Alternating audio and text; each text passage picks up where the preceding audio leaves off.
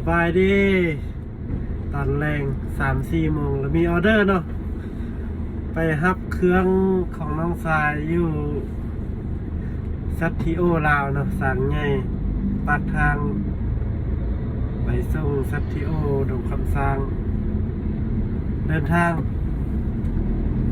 เป็นว่ามีเครื่องประมาณ2 ต้นเดี๋ยวไปฮอตสิท่ายให้เบิ่งเนาะว่าหลายส่ำใด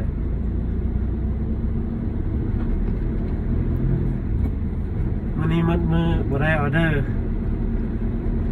ก็ได้ออเดอร์เดียวนี้เนาะพอดีน้องทรายมีเครื่องก็เลยไปรับแก้เครื่องน้องทรายก็บ่หลายปานใดเนาะส่วนหลายแต่ละงวดก็ได้ต้น1-2 ต้นแต่ว่ามันได้ใช้เวลาในการเอาขึ้นเอาลงตอนนี้เขาก็มาฮอดไฟแดงคิวรถสายเหนือละตอนนี้เอาเครื่องขึ้นครบเลยเด้อจะเดินทางเนาะไปซัตทิโอดงคำสร้างเครื่องนี้ประมาณต้นปลายเนาะประมาณ2 ต้นอันนักสันนี้ก็ถือว่าพอดีนะตามมาตรฐานโปรโมชั่นส่งท้ายปีเก่าปี2025ทางแบรนด์โลแคร์ของพวกเรามีส่วนลดพิเศษสำหรับผู้ที่ซื้อน้ำยาโลแคร์ซุปเปอร์คลีนในราคาพิเศษสุดๆเพียง 99,000 กีบต่อกล่องซื้อ2 กล่อง